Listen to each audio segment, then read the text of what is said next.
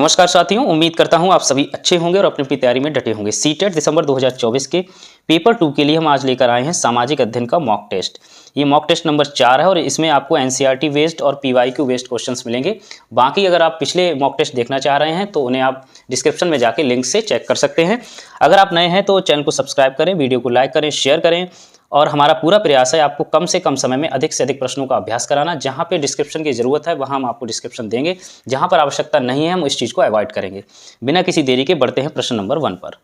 पृथ्वी एवं सूर्य के मध्य अधिकतम दूरी की स्थिति को किस नाम से जानते हैं? ऑप्शंस हैं उपसौर, अपसौर, विषुव, संचालन।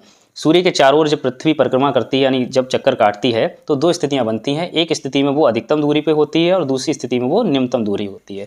अधिकतम दूरी जो होती है उसको अपसौर कहते हैं, जिसमें जहां पे इस प्रश्न में यही पूछा गया था सूर्य के मध्य अधिकतम दूरी की स्थिति किस नाम से जानते हैं, तो इसका आंसर तो हो गया दूसरा अपसौर। उपसौर को भी समझ लेते हैं। उपसौर तब होता है जब निम्नतम दूरी होती है पृथ्वी और सूर्य के बीच की। एक बात और ध्यान रख लीजिए, उपसौर की स्थिति बनती है आपकी 3 से 5 जनवरी के बीच में और इसके अलावा जो अपसौर है उसकी होती है 3 से 6 जुलाई। कभी कभी इस तरह से भी प्रश्न पूछ लिए जाते हैं। बाकी विषुव का मतलब होता है जब दिन और रात दोनों बराबर हों। बढ़ते हैं प्रश्न नंबर 2 पे। पृथ्वी पर उष्णकटिबंधीय क्षेत्र सबसे अधिक ऊष्मा प्राप्त करते हैं। अब यहाँ पे उष्णकटिबंधीय क्षेत्र की बात की गई है। ऑप्शंस आपके दे रखे हैं। स्थल रुद्ध है, ये महासागरों से घिरा है, दोपहर का सूर्य ठीक सिर के ऊपर होता है, यहाँ सूर्य की किरणें तिरछी होती हैं। अब देखिए इसमें एक बात ध्यान रखनी है, उष्णकटिबंधीय क्षेत्र कौन सा होता है? मकर रेखा और कर्क रेखा के बीच का ये वाला जो एरिया है इसको बोलते हैं उष्णकटिबंधीय क्षेत्र। और इसीलिए यहाँ पे क्या होता है कि दोपहर का जो सूर्य होता है वो ठीक सर के ऊपर होता है, इसलिए इसका आंसर नंबर तीसरा सही हो गया। दोपहर का सूर्य ठीक सर के ऊपर होता है। बढ़ते हैं प्रश्न नंबर 3 पर। पवन सड़क पर गिरी सूखी पत्तियों को उड़ाती, पवन कैसे बहती है? अब ऑप्शंस आपके दे रखे हैं। उच्च दाब से निम्न दाब की ओर वायु की गति यानी हाई प्रेशर से लो प्रेशर, निम्न दाब से उच्च दाब के क्षेत्र की ओर वायु की गति, संघनित वायु की गति, पौधों और जीव जंतुओं की गति। तो इसमें देखिए सीधा फंडामेंटल हमेशा ध्यान रखिए कि जहां पे प्रेशर का मामला होगा वहां पे उच्च दबाव वाले क्षेत्र से कम दबाव वाले क्षेत्र की ओर ही कोई चीज बहती है। जहां पे दबाव ज्यादा होता है वहां से ही फ्लो होता है निम्न दबाव, जिससे कि संतुलन बना रहे, यानी हाई से लो की तरफ जाके कोशिश ये होती है कि हमेशा इक्विलिब्रियम की स्थिति बने, यानी साम्यावस्था की स्थिति हासिल करने के लिए हमेशा high pressure to low pressure. तो इसका सही आंसर हो गया ऑप्शन नंबर आपका पहला, उच्च दाब से निम्न दाब क्षेत्र की ओर वायु की गति। प्रश्न नंबर 4 है, निम्नलिखित में से वायुमंडल की अधिकांश कौन सी दो गैसें हैं? अधिकांश का मतलब है इनमें से मतलब सबसे ज्यादा परसेंटेज किसकी है? नाइट्रोजन और हाइड्रोजन, कार्बन डाइऑक्साइड और ऑक्सीजन, नाइट्रोजन और ऑक्सीजन, ओजोन और हीलियम। तो आपको जनरली ये तो नॉलेज है ही, नाइट्रोजन सबसे ज्यादा है। तो अगर इस तरह एलिमिनेट करोगे तो ऑप्शन नंबर 2 और ये यहीं पे गलत हो जाएगा। अब आपको पहले और तीसरे में डिसाइड करना है नाइट्रोजन, हाइड्रोजन, ऑक्सीजन। ऑक्सीजन आपको पता ही है, तो ये तो ऑप्शन नंबर 3 सही है। सिंपल सा क्वेश्चन है। थोड़ी सी मैं आपको बता दे रहा हूँ, नाइट्रोजन आपका 78 के आसपास है, ऑक्सीजन लगभग 21, इसके अलावा आर्गन, कार्बन डाइऑक्साइड आप पूछा जा सकता है कभी कभी तो 0.037। प्रश्न नंबर 5, एक ग्लोब पर खींची गई रेखाओं को अक्षांश और देशांतर के रूप में जाना जाता है। ये रेखाएं किस उद्देश्य को पूरा करती हैं? ग्लोब पर डिजाइन बनाने के लिए, पृथ्वी पर स्थान ढूंढने के लिए, ग्लोब को सुंदर बनाने के लिए। यह पृथ्वी पर बल रेखाएं हैं तथा पृथ्वी की भौतिक विशेषताओं को इंगित करती हैं। तो हमारा देखो मेन उद्देश्य ये होता है पृथ्वी पर स्थान ढूंढने के लिए। ऑप्शन नंबर 2 इसका बिल्कुल सही है, पृथ्वी पर स्थान ढूंढने के लिए अक्षांश और देशांतर का यही मतलब है। प्रश्न नंबर 6, बिजली चमक एवं मेघ गर्जन विशेषताएं हैं क्षोभ मंडल की, समताप मंडल की, मध्य मंडल की, आयन मंडल की। तो इसका सही आंसर ऑप्शन नंबर 1 है, क्षोभ मंडल की। इसके बारे में हम चर्चा पिछली वीडियो में कर भी चुके हैं, जो भी वायुमंडल की परतें हैं उनके बारे में आप वहां चेक कर सकते हैं। अब बढ़ते हैं प्रश्न नंबर 7 पर। स्त्री पुरुष तुलना नामक पुस्तक की रचना निम्नलिखित में से किस सुधारक द्वारा की गई थी? पंडित रमाबाई, वीरेश लिंगम पुंतलू, ताराबाई शिंदे, ईवी रामास्वामी नायकर। तो सही आंसर ऑप्शन नंबर 3 है, रामाबाई शिंदे, ताराबाई शिंदे। प्रश्न नंबर 8 है, 1929 में बाल विवाह निषेध अधिनियम पारित किया गया। इसके अनुसार पुरुष तथा महिला के लिए शादी की न्यूनतम आयु क्रमशः कितनी रखी गई? ऑप्शंस आपके दे रखे हैं, 20 वर्ष तथा 18 वर्ष, 18 वर्ष तथा 16 वर्ष, 21 वर्ष तथा 18 वर्ष और 17 वर्ष तथा 15 वर्ष। तो इसका सही आंसर है ऑप्शन नंबर दूसरा, 18 वर्ष तथा 16 वर्ष। प्रश्न नंबर 9 है, एलोरा की गुफा 15 की 15 का भित्ति चित्र जिसमें विष्णु को नरसिंह अर्थात पुरुष सिंह के रूप में दिखलाया गया है, किस काल की कृति है? गुप्त काल, गुर्जर प्रतिहार काल, राष्ट्रकूट काल, चालुक्य काल। एलोरा की गुफा के बारे में आपको पता है कि दुनिया में सबसे बड़े रॉक कट जो हैं अगर देखा जाए तो उनमें से ये एक है। और यहाँ पे हिंदू और बौद्ध और जैन तीनों तरह के धर्मों के बारे में चीज़ें मिलती हैं। और यहाँ पे जो है आपको पता है राष्ट्रकूट जो है राजा थे दंती दुर्ग, ये उस काल से जो है संबंधित है। गुफा 15 जिसको दशावतार गुफा भी कहा जाता है, इसमें भगवान शिव और विष्णु के जो है विशेष रूपों का वर्णन किया गया है।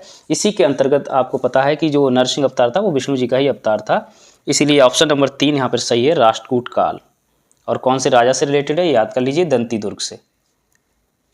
प्रश्न नंबर 10 है, निम्नलिखित में से किस व्यक्तित्व के छंद और विचार पंचवाणी और बीजक में संरक्षित किए गए हैं? रविदास, मीराबाई, कबीर, गुरु नानक। तो सही आंसर ऑप्शन नंबर 3 है, क्योंकि आपने बीजक से पहचान लिया होगा, बीजक कबीर से रिलेटेड है। साखी, शबद, रवैनी, इसके अलावा दादू पंथ के जो अनुयायी थे उन्होंने पंचवाणी को जो है संकलन किया था, उसके अंदर एक कबीर भी थे। 5 संतों की वाणी है पंचवाणी में, जिसके अंदर एक कबीरदास भी थे। प्रश्न नंबर 11 है, भारत में पंचायती राज प्रणाली के संबंध में निम्नलिखित में से कौन सा कथन सही है? अब इसमें यही देखना है आपको। ऑप्शन है, संवैधानिक दिशा निर्देशों के अंतर्गत देश के प्रत्येक राज्य में पंचायतों के संबंध में अपने कानून होते हैं। ग्राम सभा के सचिव का चुनाव उसके सदस्यों द्वारा किया जाता है। देखिए अब इसमें यहाँ पे ये ऑप्शन गलत होगा, ग्राम सभा के सचिव का सदस्य उसके, ये गलत है। जिला परिषद पंचायत प्रणाली का द्वितीय स्तर है, ये भी गलत है। ग्राम पंचायत की अवधि 4 वर्ष की होती है, तो ग्राम पंचायत की अवधि कितने वर्ष होती है? 5 वर्ष की। अब आपको मैं स्तर बता दूंगा कौन कौन से 3 स्तर है पंचायती व्यवस्था के। पहला स्तर जो है सबसे पहला वो है ग्राम पंचायत, जिसको निचला स्तर भी कहते हैं।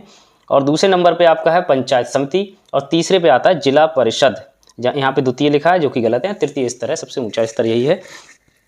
संवैधानिक दिशा निर्देशों के अंतर्गत देश के प्रत्येक राज्य में पंचायतों के संबंध में अपने कानून होते हैं, ये बिल्कुल सही बात है। और किस संविधान के कौन से अनुच्छेद और उसमें भाग में इसका वर्णन है, आप मुझे कमेंट करके जरूर बताएं। बढ़ते हैं प्रश्न नंबर 12, महापाषाणों के विषय में निम्नलिखित कथनों में से कौन सा कथन सही है? सही कथन आपको देखना है। महापाषाण यानी बड़ी बड़ी चट्टानें, इनका उपयोग कब्रिस्तानों को चिन्हित करने के लिए किया जाता था। ये सभी भूमिगत और दृष्टि से ओझल रूप में पाए गए। ये पत्थर के औजार बनाने के लिए कच्चा माल उपलब्ध कराते थे। ये भारतीय उपमहाद्वीप के उत्तर पश्चिम में संकेंद्रित थे। तो देखिए इनका जो मेन उद्देश्य था वो एक तरह से आपको प्रतीक चिन्ह बनाने के लिए, मार्ग चिन्ह कहते हैं ना, उनके लिए बनाने का प्रयोग करते थे, कब्रिस्तानों को चिन्हित करने के लिए, जिससे कि पहचान रहे कब्रिस्तान यहाँ पर है। प्रश्न नंबर 13 है, राज्य की विधायिका अंग से अभिप्राय है। ऑप्शन दे रखे हैं, देश के नागरिक, कानून लागू करने के लिए उत्तरदायी नौकरशाह, सर्वोच्च न्यायालय के न्यायाधीश, नागरिकों द्वारा निर्वाचित प्रतिनिधि। देखिए जहाँ पे विधायिका का जो एक अर्थ होता है वो ये होता है, एक निकाय जो कानून बनाता है। अब चूंकि वहाँ कानून बनाने वाले चुन के कहाँ से जाते हैं? नागरिकों द्वारा निर्वाचित होते हैं, तभी विधायिका में पहुँचते हैं। तो सही आंसर ऑप्शन नंबर 4 हो गया। प्रश्न नंबर 14 है, निम्नलिखित में से कौन सा एक सामाजिक विज्ञापन नहीं है? ऑप्शन यानी सोशल एडवर्टाइजमेंट, इनमें से कौन सा नहीं है? अतिथि देवो भव, जीवन बीमा जिंदगी के साथ भी जिंदगी के बाद भी, land driving is life driving, पानी की हर बूंद को बचाएं। तो देखिए यहाँ पे ऑप्शन नंबर 2 आप देखते हैं, जीवन बीमा जिंदगी के साथ भी जिंदगी के बाद भी, ये जनरली आपका मुनाफा कमाने के हिसाब से किया गया एक तरह से प्रमोशन है। बाकी अतिथि देवो भव, land driving is life driving और पानी की हर बूंद, ये क्या है? सोशल वेलफेयर के लिए है, जो राज्य किसी भी एजेंसी द्वारा इस तरह की योजनाएं जो है या इस तरह के विज्ञापन दिए जाते हैं जिससे कि समाज का भला हो। प्रश्न नंबर 15 है, गोरुमारा राष्ट्रीय उद्यान निम्नलिखित में से किस भारतीय राज्य केंद्र शासित प्रदेश में स्थित है? तो सही आंसर ऑप्शन नंबर 4 है, पश्चिम बंगाल में है गोरुमारा राष्ट्रीय उद्यान। प्रश्न नंबर 16 है, पंथी निम्नलिखित में से किस राज्य का लोक नृत्य है? उड़ीसा, आंध्र प्रदेश, छत्तीसगढ़, महाराष्ट्र। तो सही आंसर ऑप्शन नंबर 3 है, छत्तीसगढ़। प्रश्न नंबर 17, रेगिस्तानी क्षेत्र में मशरूम रॉक का निर्माण निम्न के कारण है? घर्षण, कटाव, अपस्फीति, आकर्षण। तो सही आंसर है ऑप्शन नंबर 2, कटाव। प्रश्न नंबर 18, मीठे पानी की आपूर्ति के लिए कल्पसर परियोजना स्थित है? हरियाणा, कर्नाटक, राजस्थान, गुजरात। तो सही आंसर ऑप्शन नंबर 4 है, इसका गुजरात में है। प्रश्न नंबर 19, क्या चीज किसी वस्तु अथवा पदार्थ को संसाधन बनाती है? शुद्धिकरण, उपयोगिता या प्रयोज्यता, निष्कर्षण, वस्तु की खोज। तो इसमें सही आंसर ऑप्शन नंबर 2 है, उपयोगिता अथवा प्रयोज्यता। किसी भी वस्तु की क्या उपयोगिता है, क्या प्रयोज्यता, उसी के अनुसार वो एक संसाधन बनती है। प्रश्न नंबर 20, निम्नलिखित में से कौन सी शीत महासागरीय धारा है। आपको इसमें शीत वाली देखनी है। ऑप्शंस हैं ब्राजील धारा, क्यूरोशिया धारा, वेंगुएला धारा, गल्फ स्ट्रीम। तो सही आंसर हो गया ऑप्शन नंबर 3, वेंगुएला धारा। बाकी ब्राजील, क्यूरेशिया और गल्फ स्ट्रीम ये कैसी हैं, गर्म जल धाराएं हैं। प्रश्न नंबर 21, संविधान में मूल कर्तव्यों को किस समिति की अनुशंसा पर शामिल किया गया है। कर्ण सिंह समिति, कृपलानी समिति, स्वर्ण सिंह समिति, अशोक मेहता समिति। तो सही आंसर ऑप्शन नंबर 3 है, स्वर्ण सिंह समिति। और आपको पता है संविधान जो है मूल कर्तव्य किसमें है, आपके संविधान के भाग 4 का के अंतर्गत 51 का आर्टिकल के अंतर्गत है और 11 मूल कर्तव्य हैं। प्रश्न नंबर 22, पहाड़ी क्षेत्रों में बाग लगाने की कौन सी विधि अपनाई जाती है। षटभुजाकार विधि, आयताकार विधि, कंटूर विधि, पूरक विधि। तो सही आंसर ऑप्शन नंबर 3, कंटूर विधि। ये आप चित्र के माध्यम से इसको देख सकते हैं, ये किस तरह से कंटूर विधि इस्तेमाल की जाती है। प्रश्न नंबर 23, इतिहास हमारे संपूर्ण भूतकाल का वैज्ञानिक अध्ययन तथा लेखा जोखा है। ये कथन किसका है। डॉक्टर राधाकृष्णन, रेपसन, प्रोफेसर घाटे, जोन्स। सही आंसर ऑप्शन नंबर 3 है, प्रोफेसर घाटे। प्रश्न नंबर 24, सामाजिक विज्ञान की पद्धति के रूप में क्षेत्र कार्य फील्ड वर्क के क्या लाभ हैं। छात्रों को प्रत्यक्ष ज्ञान प्रदान करता है, प्रस्तुत करना, प्रस्ताव करना और तर्क करने का कौशल विकसित करना, तथ्यों को याद रखने में मदद करता है, विद्यार्थियों के ज्ञान परीक्षण में मदद करता है। फील्ड ट्रिप का मेन उद्देश्य यही होता है कि बच्चे सभी चीज़ों को मूर्त रूप में देख सकें जिनके बारे में वो किताबों में देखते हैं या पढ़ते हैं। तो सही आंसर हो गया ऑप्शन नंबर 1, छात्रों को प्रत्यक्ष ज्ञान प्रदान करता है। प्रश्न नंबर 25 है, आतपन की अवधारणा पढ़ाने का सबसे अच्छा तरीका क्या है। ऑप्शंस हैं केस स्टडी, विचार मंथन, प्रदर्शन और सर्वेक्षण। 4 ऑप्शन हैं। अब देखिए आतपन के बारे में आपको इसको इंसोलेशन भी कहते हैं।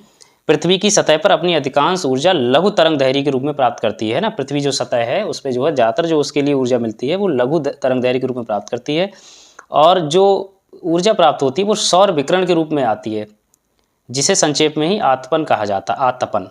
ठीक है, तो इसमें सही जो सबसे बढ़िया तरीका है इस अवधारणा को पढ़ाने का वो है प्रदर्शन के द्वारा, यानी कि डीमॉन्स्ट्रेशन के द्वारा।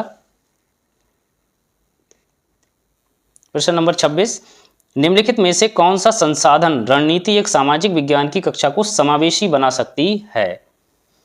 इंक्लूसिव एजुकेशन के बारे में आपने पढ़ाई होगा, तो किस तरह से उसको समावेशी बनाना है।